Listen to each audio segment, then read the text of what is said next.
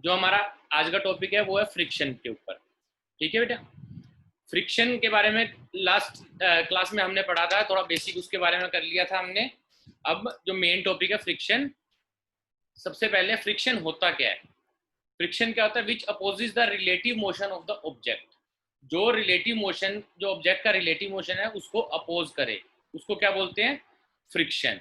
Friction की direction क्या होती है? It acts tangentially between two surface in contact. ठीक है, जैसे आपको डायग्राम में दिख रहा होगा, एक ये ब्लॉक है, ठीक है, ये सरफेस है, दोनों का सरफेस ऑफ कांटेक्ट क्या है? ये वाला, मतलब ये जो सरफेस ऑफ कांटेक्ट है इसका, तो इसकी फ्रिक्शन की डायरेक्शन क्या है? टेंजेंशियली। ठीक है, फ्रिक्शन की कौन सी डायरेक्शन है? टेंजेंशियली। और दूसरी चीज ये है कि इसमें एक टर्म आपको दिख रही होगी, रिलेटिव मोशन। आपने ये नहीं बोलना फ्रिक्शन के अंदर which opposes the motion of the object, motion नहीं बेटा, रिलेटिव मोशन। अब देखो ये ऑब्जेक्ट है, जैसे ये ब्लॉक है, ब्लॉक के नीचे ये किसी ऑब्जेक्ट के ऊपर मूव कर रहा है, मतलब इसके ऊपर मूव कर रहा है। ठीक है, तो इसको इस पे मान लो आप इसको देखोगे, अगर इसके पॉइंट ऑफ व्यू से देखोगे तो आपको क्या दिखेगा कि ए ऑब्जेक्ट जो है, अगर बी के रिस्पेक्ट में देखोगे तो ए ऑब्जेक्ट मूव कर रहा है। ठीक है, और अगर इसके रिस्पेक्ट में देखोगे, मगर अगर ब्लू ब्लॉक के रिस्पेक्ट में सरफेस देखोगे तो ब्लू ब्लॉक को क्या दिखेगा? सरफेस इस तरफ मूव कर रहा है। तो एक दूसरे के रिस्पेक्ट में मोशन है इनका, इसलिए इसको रिलेटिव मोशन बोला गया है। क्या भी which opposite the relative motion of the object. अगर सिर्फ मोशन लगाते हो तो ठीक नहीं है ये। ठीक है, उसके बाद है टाइप ऑफ फ्रिक्शन। अपने पास दो टाइप के फ्रिक्शन है, एक है स्टैटिक फ्रिक्शन और एक है काइनेटिक फ्रिक्शन। ठीक है, आपको दिख रहा होगा स्टैटिक फ्रिक्शन में क्या है? ऑब्जेक्ट मूव नहीं कर रहा, और काइनेटिक फ्रिक्शन में क्या है? ऑब्जेक्ट मूव कर रहा है, ऑब्जेक्ट मोशन में है।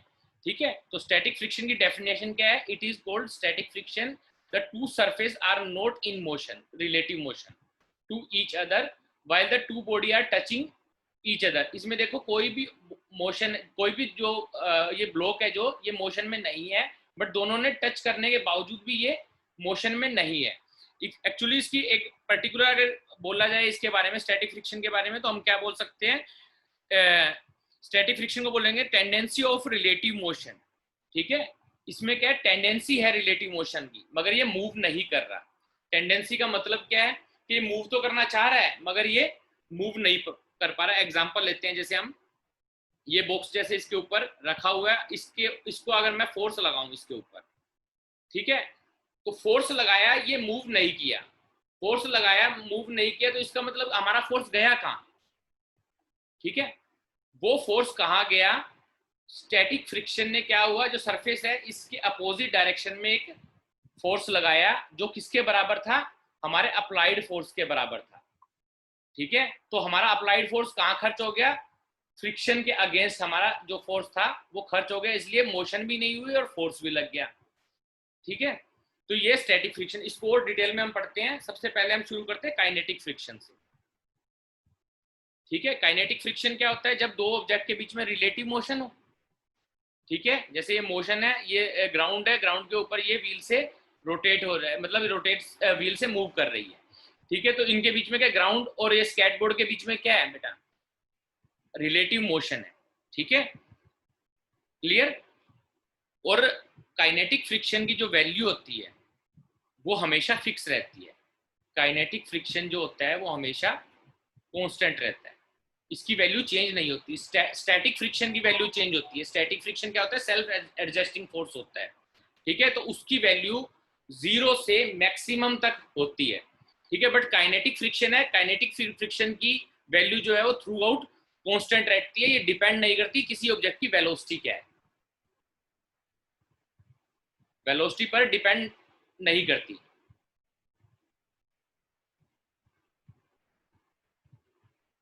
Do not depend on velocity. ठीक है, काइनेटिक फ्रिक्शन को हम डिनोट किससे करते हैं? एफ के से डिनोट कर लो। एफ के से हम डिनोट करते हैं, कुछ भी आपको नोटेशन कुछ भी माननी है उससे आप डिनोट कर सकते हो आपको काइनेटिक फ्रिक्शन को। काइनेटिक फ्रिक्शन क्या होता है? डिपेंड करता है नॉर्मल रिएक्शन पे। जितना ऑब्जेक्ट भारी होगा बेटा, उसको मूव करने में उतनी ही दिक्कत होगी। कोई हल्का ऑब्जेक्ट है, उसको थोड़े से फोर्स से भी हम मूव कर जाएंगे, ठीक है। और कोई भारी ऑब्जेक्ट होगा तो भारी ऑब्जेक्ट के केस में क्या है, वो उसको उतना ज्यादा हमें फोर्स लगाना पड़ेगा मूव करने के लिए। तो और नॉर्मल रिएक्शन क्या है, नॉर्मल रिएक्शन वेट पे डिपेंड करती है। अगर कोई ऑब्जेक्ट इस सरफेस के ऊपर रखा हुआ है तो इसने इसके ऊपर फोर्स लगाया mg, ठीक है, बदले में इस सरफेस ने इसके ऊपर उसको नॉर्मल रिएक्शन दे दी n, ठीक है। जितना ज्यादा mg होगा उतनी ज्यादा नॉर्मल रिएक्शन होगी, ठीक है। और जितनी ज्यादा नॉर्मल रिएक्शन होगी उतना ज्यादा फ्रिक्शनल फोर्स होगा। तो फ्रिक्शनल फोर्स जो काइनेटिक फ्रिक्शन है वो डायरेक्टली प्रोपोर्शनल है नॉर्मल रिएक्शन, ठीक है। जब हम प्रोपोर्शनलिटी का साइन हटाते हैं तो कुछ ना कुछ हमें कांस्टेंट लगाना होता है, तो हम प्रोपोर्शनलिटी का साइन हटाकर एक कांस्टेंट लगा इंट्रोड्यूस करते हैं म्यू के एन। म्यू के क्या है अपने पास, coefficient of kinetic friction, coefficient of kinetic friction, ठीक है। म्यू के की वैल्यू चेंज हो सकती है सरफेस टू सरफेस,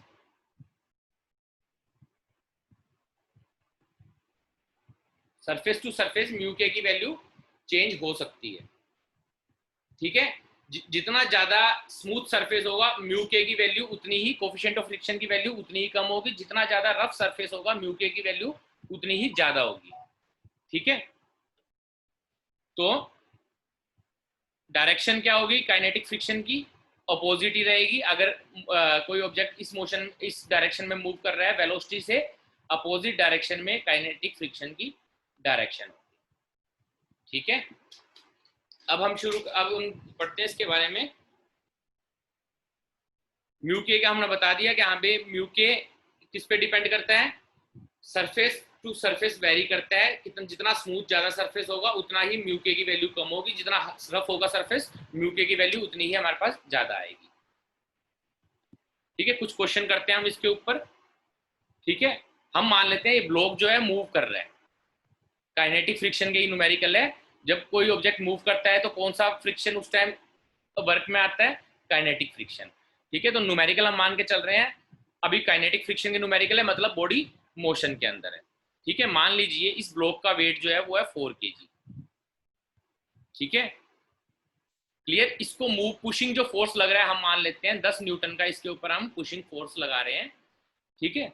तो अब इसको फ्री बॉडी डायग्राम बनाते हैं। फ्री बॉडी डायग्राम में क्या होता है कि हम फोर्सेस डिफाइन करते हैं। Free body diagram, free body diagram में देखो ब्लॉक ने सरफेस पे फोर्स लगाया किसके बराबर, mg के बराबर, बदले में सरफेस ने भी ब्लॉक के ऊपर नॉर्मल रिएक्शन दी n, ठीक है। mg कितना है, वेट कितना है इसके, मास कितना है इसका ब्लॉक का 4 kg, तो फोर्स mg किसके बराबर होगा 4 इंटू जी की वैल्यू हम मान लेते हैं 10 है, ठीक है, 10। तो वेट कितना हो गया इसका, मतलब जो फोर्स लगाया है ब्लॉक ने सरफेस पे 40 न्यूटन का इसने फोर्स लगाया है, ठीक है। अब ये देखो हमें इसमें निकालना क्या है, find the friction force and acceleration. हमें फाइंड क्या करना है, फ्रिक्शन फोर्स, और सेकंड क्या करनी है फाइंड हमें एक्सेलरेशन, ब्लॉक किस एक्सेलरेशन से मूव कर रहा है, ठीक है। तो देखिए हमें पता है फ्रिक्शन फोर्स क्या, फ्रिक्शन फोर्स का फॉर्मूला क्या है, फ्रिक्शन फोर्स काइनेटिक फ्रिक्शन का फॉर्मूला है म्यू के इंटू नॉर्मल रिएक्शन, ठीक है। म्यू के इस सरफेस का मान लो दिया हुआ है आपको, जितना भी ये कोफिशिएंट ऑफ फ्रिक्शन है ये न्यूमेरिकल में आपको दिया हुआ मिलेगा, सरफेस टू सरफेस क्योंकि वेरी करता है, कोई कांस्टेंट वैल्यू नहीं होती इसकी। तो मान लो इस सरफेस का म्यू के आपको कोफिशिएंट ऑफ फ्रिक्शन दिया हुआ है 0.2, ठीक है। और ये यूनिट लेस क्वांटिटी है क्योंकि म्यू के किसके बराबर हो गया, फ्रिक्शन फोर्स अपॉन में नॉर्मल रिएक्शन, नॉर्मल रिएक्शन भी फोर्स है, फ्रिक्शन भी फोर्स है, दोनों की यूनिट कैंसिल होगी, इसलिए म्यू के जो है यूनिट लेस क्वांटिटी है, ठीक है। तो निकालना शुरू करते हैं, एफ के किसके बराबर आ गया, म्यू के कितना दिया हुआ है 0.2, नॉर्मल रिएक्शन कितनी आई, जितना वेट उतनी नॉर्मल रिएक्शन, ठीक है, क्योंकि वेट कहाँ लग रहा है, परपेंडिकुलर डायरेक्शन में लग रहा है, नॉर्मल रिएक्शन भी इसके अपोजिट डायरेक्शन में, equal and opposite Newton's third law के हिसाब से, ठीक है। तो नॉर्मल फोर्स हमारे पास कितना लगा 40 न्यूटन का भी हमने निकाला है, क्योंकि इसने एक्शन 40 न्यूटन से एक्शन किया, तो बदले में रिएक्शन फोर्स भी 14 न्यूटन का आ गया। तो 40 हमने मल्टीप्लाई कर दिया तो हमारा आंसर कितना आया 8 न्यूटन। तो हमारा फ्रिक्शन फोर्स जो लगेगा पीछे अपोजिट डायरेक्शन में वो कितना लगेगा 8 न्यूटन का। अब पूछ लेते हैं एक्सेलरेशन क्या होगी बॉडी की। तो फोर्स का हमने सेकंड लॉ में फॉर्मूला पढ़ा था, फोर्स किसके बराबर होता है मास इनटू में एक्सेलरेशन। ठीक है, मास कितना है इसका 4 kg, एक्सेलरेशन हमें निकालनी है। अब ये बताओ फोर्स कौन सा लें। देखो एक फोर्स 10 न्यूटन का आगे लग रहा है इस डायरेक्शन में और 8 न्यूटन का फोर्स पीछे लग रहा है। तो ये जो फोर्स होता है नेट फोर्स होता है, यहाँ पे आपने नेट फोर्स लेना है। 10 न्यूटन का ये फोर्स, 8 न्यूटन का ये फोर्स। ठीक है, तो कैंसल आउट कर देंगे, बचेगा कितना 2 न्यूटन का इस डायरेक्शन में फोर्स रह जाएगा। तो जो नेट फोर्स है वो बनेगा 2। तो एक्सेलरेशन कितना आएगा 2/4 इज इक्वल टू 0.5 मीटर पर सेकेंड स्क्वायर। इस तरह से हम इसकी एक्सेलरेशन निकाल सकते हैं। मगर इसमें एक चीज ध्यान रखना बेटा, जो ये हमेशा नॉर्मल रिएक्शन है वो वेट के बराबर नहीं होगी, केस हो सकता है केस अलग हो। ठीक है, तो नॉर्मल रिएक्शन हमेशा बिल्कुल बराबर नहीं होगी, वो सिचुएशन टू सिचुएशन वेरी करेगी, जैसा कि हम अगला न्यूमेरिकल करेंगे। जैसे ये न्यूमेरिकल है हमारा, इसके अंदर अभी हमने पिछले न्यूमेरिकल में क्या किया था, फोर्स इस डायरेक्शन में लग रहा था। ठीक है, अब मान लो इस न्यूमेरिकल में हम मानते हैं फोर्स हमारा इस डायरेक्शन में लग रहा है। ठीक है, फोर्स न्यूटन हम मान लेते हैं इस डायरेक्शन में हमारा 7 न्यूटन का फोर्स लग रहा है। ठीक है, तो अब इसका फ्रिक्शन फोर्स निकालना है हमें और एक्सेलरेशन निकालनी है ब्लॉक। कभी भी देखिए फोर्स आपको दिख रहा है 2 डायमेंशन में लग रहा है, मतलब इसकी एक्स एक्सिस भी है और वाई एक्सिस भी है फोर्स की।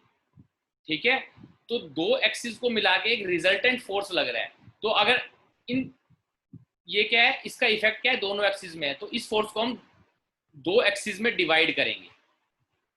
मान लो ये आपको एंगल दिया हुआ है 30 डिग्री पे फोर्स लग रहा है हॉरिजॉन्टल पे। जैसा कि हम वेक्टर के अंदर हम पढ़ेंगे रेजोल्यूशन ऑफ वेक्टर। ठीक है, तो वेक्टर की जो वीडियो है उस वेक्टर की वीडियो में देख लेना।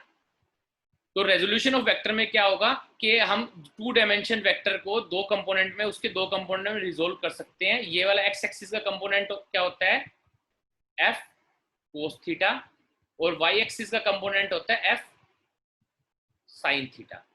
तो ये वाला कंपोनेंट कितना बनेगा 7 न्यूटन फोर्स का 7 कोस 30 डिग्री, और ये कंपोनेंट कितना बनेगा 7 साइन 30 डिग्री। ठीक है, 200 ग्राम इसका वेट है, मतलब 0.2 kg का मास है। तो वेट कितना होगा 0.2 इंटू में जी की वैल्यू हम 10 रख देते हैं, तो 2 न्यूटन। 2 न्यूटन का डाउनवर्ड फोर्स लग रहा है। ठीक है, और अब इसका फ्री बॉडी डायग्राम बनाते हैं। ये देखिए फ्री बॉडी डायग्राम में क्या आता है, हम फोर्सेस को रिजोल्व करते हैं। नीचे फोर्स लगा mg किसके बराबर है 2 न्यूटन का। इसके बदले में एक रिएक्शन आ गई, इसने वेट फोर्स लगाया, फोर्स की एक रिएक्शन आ गई जो किसके बराबर होगी 2 न्यूटन के। ठीक है, अब ये जो फोर्स लग रहा था इसका भी एक कंपोनेंट देखो इस डायरेक्शन में है, और ये कंपोनेंट किसके बराबर है 7 साइन 30 डिग्री के। तो मतलब ऊपर की डायरेक्शन में कितने फोर्स लगे 2। जो भी फोर्स अपर डायरेक्शन में लगेंगे उस फोर्स को हम नॉर्मल रिएक्शन में काउंट करेंगे। तो एक्शन नॉर्मल रिएक्शन किससे मिलके बनी, एक तो वेट के कारण जो फोर्स है उससे मिलके बनी, दूसरा जो हमने अप्लाइड फोर्स है उसका एक कंपोनेंट भी इस डायरेक्शन में जा रहा है, उसको भी हमें इसमें नॉर्मल रिएक्शन में ऐड करना पड़ेगा। तो नॉर्मल रिएक्शन हमारी कितनी बन गई 2 न्यूटन, तो वेट की वजह से आई थी, प्लस में 7 साइन 30 डिग्री। साइन 30 की वैल्यू क्या होती है 1/2, तो 2 प्लस में 7 इंटू में 1/2, तो क्या बनेगा 4 प्लस 7/2 इज इक्वल टू 11/2। मतलब नॉर्मल रिएक्शन किसके बराबर होगी 5.5 न्यूटन की। ठीक है, अब फ्रिक्शन फोर्स निकाल लेते हैं। फ्रिक्शन काइनेटिक फ्रिक्शन किसके बराबर होता है F K is equal to mu, coefficient of friction 0.2 ही मान के चल रहे हैं हम, म्यू के इंटू में नॉर्मल रिएक्शन, म्यू के कितना है 0.2 और नॉर्मल रिएक्शन कितनी आई 5.5 न्यूटन। इसको जब मल्टीप्लाई करोगे आप तो आपका अप्रोक्सीमेट कितना आ जाएगा ये आंसर? 0.2 को हम डिफाइन कर लेते हैं, 2 अपॉन में 10 और इसको 55 अपॉन में 10, तो कितना बन गया 110 बाय में 100, तो क्या है 1.1 न्यूटन का फ्रिक्शन फोर्स लगेगा इसमें। 1 पॉइंट फ्रिक्शन फोर्स किसके बराबर हो गया? 1.1 न्यूटन। ठीक है, 1.1 न्यूटन का फ्रिक्शन फोर्स हो गया। आगे इस डायरेक्शन में कितना फोर्स है? इसको मूव करने के लिए कौन सा फोर्स लग रहा है? हॉरिजॉन्टल डायरेक्शन में कौन सा फोर्स है? F cos theta, F cos 30 degree. F मतलब 7 इंटू cos 30 की वैल्यू क्या होती है? √3/2। तो 7 √3/2 जो है फॉरवर्ड डायरेक्शन में फोर्स है हमारी, और बैकवर्ड डायरेक्शन में फोर्स कितनी लग रही है? जो फ्रिक्शन फोर्स लग रही है हमारी 1.1 न्यूटन। तो एक्सेलरेशन निकालने के लिए क्या करेंगे? F net is equal to mass कितना है 0.2 kg into acceleration. F net क्या बनेगा हमारा? 7 √3/2 minus 1.1 newton is equal to 2 into acceleration. इधर से हम इसको सोल्व करके हम जब 2 से डिवाइड करेंगे तो हमारी एक्सेलरेशन की वैल्यू आ जाएगी। ठीक है, तो ये हमारे कुछ न्यूमेरिकल थे इसके ऊपर। अब काइनेटिक फ्रिक्शन के ऊपर अब बात करते हैं। अगर इस डायरेक्शन में फोर्स लगा तो मतलब ये जो है फोर्स इस ब्लॉक पे इस डायरेक्शन में लगा। अभी हमने लास्ट लेक्चर में क्या किया था? लास्ट स्लाइड में क्या किया था? हमारा फोर्स क्या लग रहा था? अपर डायरेक्शन में लगा था। ठीक है, 2 डायमेंशन में। अब अगले क्वेश्चन में क्या है? फोर्स जब नीचे की तरफ लगे तो इसको कैसे रिजोल्व करेंगे? वही चीज, 2 डायमेंशन फोर्स है, इसको हम 2 कंपोनेंट में रिजोल्व कर लिया। 30 डिग्री पे मान लो हॉरिजॉन्टल से 30 डिग्री पे फोर्स लग रहा है। ये हॉरिजॉन्टल से 30 डिग्री पे फोर्स लग रहा है। ठीक है, तो क्या होगा? वही 2 कंपोनेंट में रिजोल्व करेंगे इस फोर्स को, तो ये क्या हो जाएगा? F cos थीटा, जिसके साथ थीटा है वो cos थीटा वाली हॉरिजॉन्टल कंपोनेंट हमेशा cos थीटा में लेते हैं और वर्टिकल कंपोनेंट sin थीटा में लेते हैं। तो F cos 30 डिग्री और यहाँ पे क्या आ जाएगा? F sin 30 degree. इसका फ्री बॉडी डायग्राम बनाते हैं। वेट के कारण एक फोर्स लगा, ये वाला mg। ठीक है, इसने नॉर्मल रिएक्शन दे दी n। ठीक है, अब ये देखिए फोर्स क्या लग रहा है इस डायरेक्शन में, तो इसका एक कंपोनेंट यहां भी आ रहा है। ये कंपोनेंट कौन सा है? F sin theta. और ये कौन सा कंपोनेंट है? F cos theta. तो देखो डाउनवर्ड डायरेक्शन में 2 फोर्स है, अपवर्ड डायरेक्शन में एक ही फोर्स है जो कि नॉर्मल फोर्स है। नॉर्मल किसके बराबर है? mg के बराबर। तो इस केस में देखिए एक्शन फोर्स से रिएक्शन फोर्स कम है। ठीक है, तो यही मैं चीज आपको बताना चाहता था कि आपने हर बार ये फोर्स देखकर नॉर्मल रिएक्शन नहीं डिफाइन करनी कि आप भी नीचे अगर F cos theta F sin theta plus mg लग रहा है तो ये नॉर्मल रिएक्शन के बराबर होगा। ठीक है,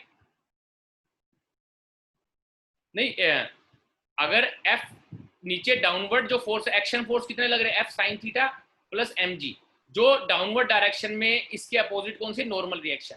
तो F sin theta plus mg, इन दोनों फोर्स को कौन सा फोर्स बैलेंस, वर्टिकल फोर्स को कौन सा फोर्स बैलेंस कर रहा है? नॉर्मल रिएक्शन बैलेंस करती है। तो इस केस में नॉर्मल रिएक्शन क्या हो जाएगी? F sin theta plus mg। दूसरे वाले केस में नॉर्मल रिएक्शन किसके बराबर थी? जब ऊपर की तरफ फोर्स लग रहा था F cos theta plus mg। देखो जब फोर्स की डायरेक्शन बदली हमने तो नॉर्मल रिएक्शन भी चेंज हो गई। तो मतलब नॉर्मल रिएक्शन क्या होता है? फिक्स नहीं रहती। नॉर्मल रिएक्शन की वैल्यू चेंज होती है किसके अकॉर्डिंग? अप्लाइड फोर्स के अकॉर्डिंग। तो इसका अगर फ्रिक्शन निकालने को बोल रहे तो फ्रिक्शन फोर्स क्या आएगा? म्यू के इंटू नॉर्मल रिएक्शन। तो काइनेटिक फ्रिक्शन की वैल्यू क्या होगी? म्यू के इंटू नॉर्मल रिएक्शन क्या आई अपने पास? F sin थीटा प्लस में mg। उसी सेम प्रोसीजर से इसको अगर जब वैल्यू आपको गिवन होगी, फोर्स की वैल्यू अगर गिवन है तो वैल्यू पुट हो जाएगी, थीटा गिवन है तो थीटा पुट हो जाएगा, मास आपको ब्लॉक का दिया होगा और जी की वैल्यू आपको पता है और कोफिशिएंट ऑफ फ्रिक्शन भी आपको गिवन होगा। तो इससे आप काइनेटिक फ्रिक्शन निकाल लोगे। इस केस में भी काइनेटिक फ्रिक्शन आ गया तो आप दोनों डायरेक्शन का नेट फोर्स कैलकुलेट कर लीजिए। ठीक है, दोनों डायरेक्शन का नेट फोर्स, इसमें देखो नेट फोर्स भी चेंज हो जाएगा। अब अप्लाइड फोर्स कहाँ है? इस डायरेक्शन में, और ये कितना है? F cos थीटा के बराबर है। अब देखो जो फ्रिक्शन फोर्स था वो अपने आप इसने डायरेक्शन बदल दी। जब फोर्स इस डायरेक्शन में था तो फ्रिक्शन फोर्स यहां लग रहा था, अब फोर्स अप्लाइड फोर्स इस डायरेक्शन में, तो फ्रिक्शन फोर्स अपने आप अपोजिट डायरेक्शन में सेट हो जाएगा। तो नेट फोर्स कितना हो जाएगा हमारे पास,